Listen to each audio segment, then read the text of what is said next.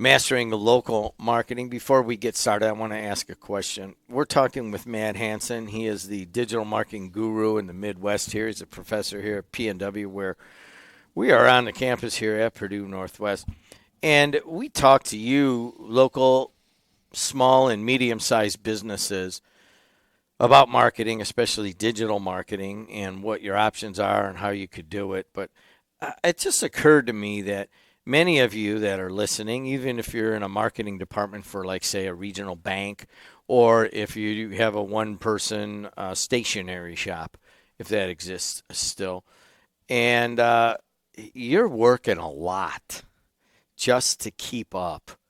And I just have a general question of Matt Hanson, who pretty much works more than just about anybody I know. What was your day like yesterday? It started at 8 a.m., finished at 10:30. What'd you do at 8 a.m.? Somehow, some way, I put way too many things on my calendar yesterday, so we'll just leave it at that. And, my wife woke up at 10:30 and she goes, "When did you get home?" And I was like, "Well, now," right? So, yesterday was a little bit of a rough one. I think you talked to some high schoolers, right? Yep. I had high schoolers on Tuesday of this week. Yep. We're recording near the end of 2025. And, those things pull at you. But I guess what I'm trying to point out is that the small and medium-sized business owner or marketing person is pulled in a lot of directions. What can you say to them about prioritizing at least a little bit of time and a little bit of attention to local marketing? I think the biggest thing that they have to realize is that everything throughout the day is going to pull you in a variety of different directions. And I know today at some point we're going to talk about kind of saying no to certain things and that you've got to prioritize where you're going to go. But when it comes to local marketing, you can't push it off. You can't push it off. I talk to a lot of entrepreneurs, and many times the conversation I have with them is, "Oh, I just can't grow," or I'm struggling, and I'll start asking all the questions about the time and effort and things that they're doing, and many times they're focusing on the wrong things, or they're not doing it, or they're not putting the effort into it. So, you say that I do a lot of things. I feel like everybody I talk to says that I'm always going, always running, but at the university, my job is external engagement. So I always say that I'm not supposed to be sitting in an office. I'm supposed to be going out there and doing things. So that's my mindset. But what I'm saying here is, when I talk to entrepreneurs, people that are running small businesses, it's you choose the amount of time that you're going to put into something. You have to kind of look at all of that time and understand that if I'm doing a task, it's got to be valuable. And if it's not valuable, why are we doing it? But from a marketing standpoint, too many people just kind of ignore it when you could be growing and taking your business to that next step. So I think everybody's got a $10 million business in them, and most people will probably go, "Oh no, yeah, there's a $10 million business in pretty much everybody. It's just how much you want to work toward it." What do you mean there's a $10 million business in everybody? I think everybody has an idea that you can take and grow to $10 million business and sell it off, no problem. I think people will say, "Oh, I'm not, that creative. I don't have those ideas." I mean, I've seen $10 million businesses that are the most basic of basic things that are possible out there, and they've just put the time and effort into growing it, and it's amazing, right? Looking at a couple of them right now, I'm not going to share them on air, but looking at a couple different ideas right now that I've got other people that we're working on advising, but just simple, absolutely simple ideas that you can just generate.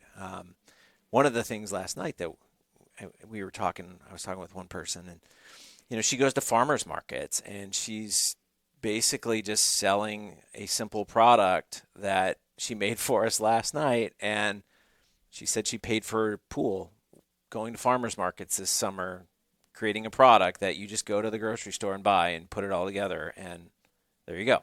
So, to say that you don't have the opportunity to kind of do a side hustle or, a real business or anything like that that can generate real money. You want to pay for a pool next year, go do this farmer's market thing that she was doing, and there you go. So, for the most part, we're talking to the small and medium-sized business owner or marketing department, regional bank, car dealership, whatever it might be. But you're talking a different type of business, a scalable, innovative business. Is there a distinct line? No, you're limited by how much you want to do, right? So if I'm an marketing agency, or if I'm selling a certain product in a regional location, right? So you've come up with something. I mean, I'm working with a bunch of different businesses right now, but let's say that you come up with something that is a consumer product. It's a new idea that you've developed, and you've got a prototype in your building, and maybe you get, let's call it 10,000 units that you've got in your garage. MVPs. Right?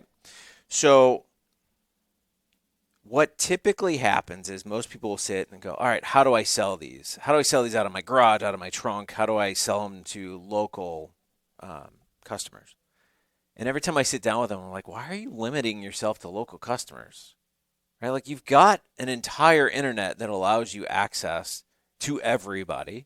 Now, I get it that you might not want to ship across countries and things like that, but like, there are 48 states that are all connected here that you can ship to relatively easy, and you're limiting yourself to one or two counties in one of those states. Like, why are you doing that? Like, test it, throw it out there, right? So I've talked with some seasonal type products recently, and they're just like, well, we sell it here and we sell it there in these, local stores and all this. And I'm going, that's great. Seasonal product during the summer. I said, but it's still warm in the South. Why aren't you selling down there right now? And you kind of get that confused look. And I build a website, build an e-com, right? Like, start some ads, start targeting those people, and start selling now. I mean, it's 40 degrees where we're at right now, but it may be 70, 80 degrees down in Florida right now. Sell to Florida, because that's what's going on right now. So again, how much time do you want to put into something? How much effort you want to put into it? But I don't know. That's just me. Well, I mean, I think that if people follow us in here to episode 89, they're certainly following you about the marketing and the various techniques. I mean, I've gotten basically so much out of this. I can't tell you, I mean, this is an education and has changed my companies over. And I'm like, man, we need to do this. We need to do that. But on the flip side, I think what I've learned more, and I would like other people to, you can comment. You can just email me personally at Jed. Well, I'm not giving that one out. Jed at WJOB1230.com. And just, say, hey, man, I think you're right about this or you're right about that. But the thing, more than anything else in terms of time and time management, you've taught, hey, we need to do this, or we need to email that, or we're going to do this on your website, or all of those proactive things. But the biggest part is I have learned what not to do and how to narrow down to just a couple of things. And I just wonder if there are small to medium-sized business owners and marketing departments that could benefit from that. Like, how do you winnow down to something that's important? You bring up a zillion ideas for us, but how do we know where we need to go with our time and our resources? I think you just need to look at what you're good at. So whether it's your business here, you're good at developing content, you're good at really understanding the core market and things that are happening. If you own a small business, you obviously understand your customers, their needs, those types of things. But there are some people that are really good at social media. Okay, great. I love those types of people. That's you. I don't believe that I'm great at social media. I'm going to be honest. I understand it. I don't enjoy doing it, right? Like, I'm not a social media owned kind of person. I would rather pay to put my message out there in front of people and know that I'm getting it out there. Lazy. Yeah, exactly. I'm, again, the people that work with me know that if I want to do something, I want to do it now. I don't want to wait. So I'm an only child, so maybe that's probably why. The fact that I want it now, I don't want to wait for it. But that's just, I'm better in the paid placement of getting a message out and moving that forward. Some people are really good at email, right? Some people are really good at websites and building content. Some people are really great at building landing pages. Some people are good at negotiations, right? So some people don't want to talk to people. Let's be honest, right? They're introverted. I always say I'm the extroverted introvert, right? So if you could put me in a room and I don't have to talk to people, I'll do that. But my job is external engagement. It's what I do. So I have to go out there and have conversations, and that's fine. I'm gonna follow with this. Do you mind? That's fine. Okay. I don't know where we're going today, but we have a complete outline, so we'll just push it back one episode. Okay. So I'm just going to tell you the things that have come out of this podcast that have affected my sports network, which is increasingly not becoming my sports network, but kind of a group project, and my audio radio company. And our producer right now is Adriana Alvarez, and believe it or not, I don't know how this happened, but a 21-year-old is basically running it, we just kind of stumbled into some major talent there. But there's something that Sam Michael, the head of the sports streaming company, quoted to me yesterday, and then I realized that what you sell, what you promote, is making a difference. And we had a long discussion about a project that I want to do and he doesn't want to do. You probably know what it is. And he turns to me. He goes, I'm like, well, why not? Why can't we do this? Blah, blah, blah. He goes, because here's why. Because I listen to your podcast. And Matt Hanson says, only do what excites you. Okay. And I was like, I had no argument for that. I'm like, if this project does not excite you, I'm okay with that. We are done talking about it. But it was grabbing that concept out of this podcast that affected the direction that we're going to go. Mm-hmm. That concept of only do what excites you, it's kind of hard when you're running a business and you got to do the accounting and you got to do the HR and you got to make it, you got to clean up and all that stuff. But if it's within a framework of doing something that excites you, it kind of contributes to that. I'm sure you've heard that comment about only do what excites you has been echoed by others. In a roundabout way, yes. I mean, I say that all the time, that I'm not working on anything that bores me, just because it's work. Because you're an only child. I'm an only child, yeah. But I have a half brother. Only child, you get it. But anyway, I will not take on a project that does not excite me. If somebody contacts me and wants to work with me on something, I'll ask a million questions, which is, obviously you've gone through that process. But I don't want to work on something that's going to bore me, because then it becomes work. And if you're sitting there and you're talking about your business and you're working on things that bore you, why are you doing that? Like you obviously, whether it's, you mentioned accounting, right? Like, I absolutely hate doing accounting work. I understand it. I can do it, but I hate it. Like, there's nothing about it. And it's funny, I've talked with accountants and they'll say to me, like, how do you enjoy marketing? It changes all the time. You're constantly having to learn new things. And I said, that's the best part of it, right? So if you don't love something and you're doing it, you have to ask the question, why am I doing this? Like, I should be focused on the things that are passionate. Like, when I wake up in the morning, I should be excited to go do the things that are helping my business. And if I'm not, then you got to look in the mirror and go, why am I doing this? Like, I've created another job for myself, not a passion. I started the business because I had a passion for something, but now I'm creating a job for myself. I'm doing, the hiring. I'm doing accounting. I'm having to clean, have to vacuum, different things, right? Like, I've created another job instead of something that I want to do. And if you're going to do that, just go get a job at that point, because you're going to hate what you're doing. If you're not passionate about what you wake up for in the morning, just stop.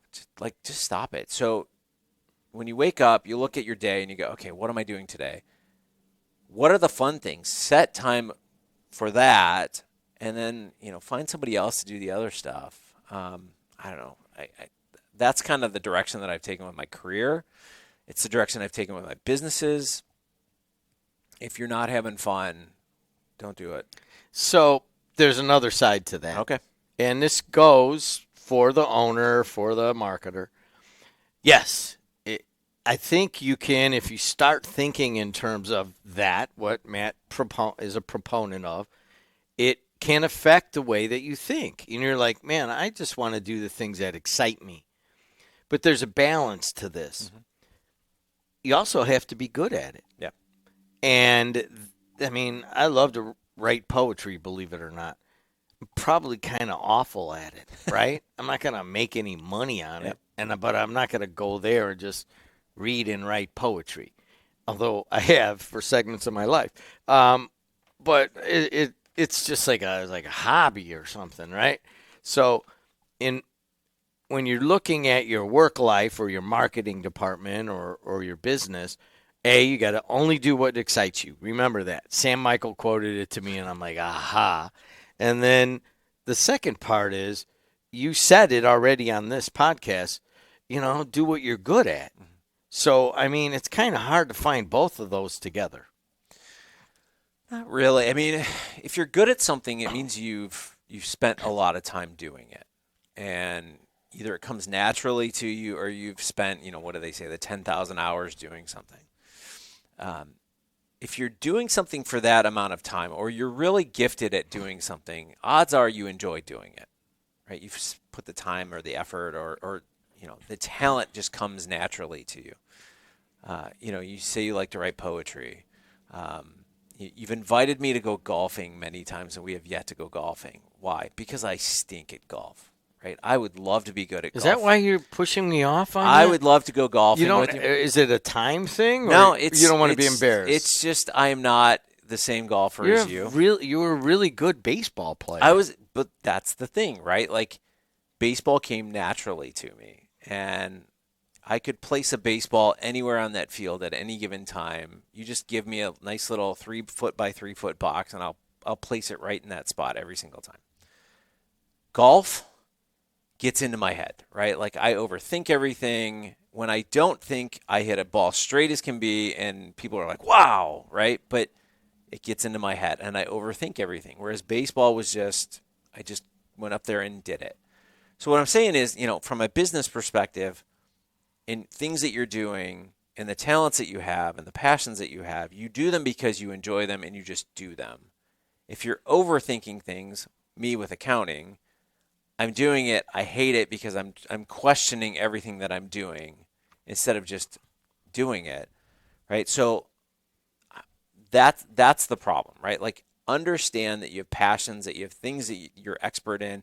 Everybody always says, oh, you're an expert in marketing. And I'm always saying, I know marketing because I've done it for so long, but there are still things to learn. Right, so people come to me for expertise, but I still say to this day that I'm still learning. And it's the same thing with you out there who are listening. You're still learning your craft, your business, your customers, all of these things. So, I don't know. That's So let's apply this finally to sum up. Let's apply it to marketing. Mm-hmm. We're at episode 89. You probably presented 50 ideas. 50 directions to go. You have, given suggestions on how to make yourself better at these things. So when you take this philosophy of only do what excites you and you go where you're good at it, how do you apply that to mastering local marketing? I'll say it this morning. I was talking to somebody about their email, and they were complaining. Oh, I hate our email system. I hate this, da da da da, all these things. Okay, so obviously they don't like doing it. They do it internally. It's a pain in the butt. They don't want to do it anymore. They would love for somebody to take that off their hands. Okay, great. Push that off, right? They asked me, we need to have a conversation about marketing. Okay, I can very first thing is going to be email. What's the problem, right? Had conversations last night. Different people. One of the people that I was talking to is a content creator, uses AI to create content, short snippets, different things. He said there is a variety of people out there that you could reach out to and do different things. I'm not good at creating video content, right? Like I joke that, perfect example last night. They wanted to take pictures of everyone that was finishing up this incubator program. And I joked, they handed me the phone to take the picture, and I'm like, oh no. And they started laughing like, what's the problem? I go, well, my wife will tell you I'm the worst picture taker in the world. So I'm going to try and do this, but you might want to guide me. And they looked at me and they went, how can you be a horrible picture taker being in marketing? I said, well, I don't take the pictures when we're doing projects. I have people that will take the pictures for me and provide that to me, right? So knowing your limitations is one thing, but I'm not good at certain things. I'm not going to go take photos for a marketing project. If I'm bad at doing email, I'm not going to take that on. If I'm bad at speaking, I'm not going to start a podcast. I may be bad at speaking, who knows? But if I'm an introvert, I'm not going to do daily video snippets on social, right? There are all these things that you have to realize. There are people that are great at certain things, and there are people that aren't great at certain things. So know what you're good at, utilize that, but the things that you're bad at, figure out an alternative way to do it.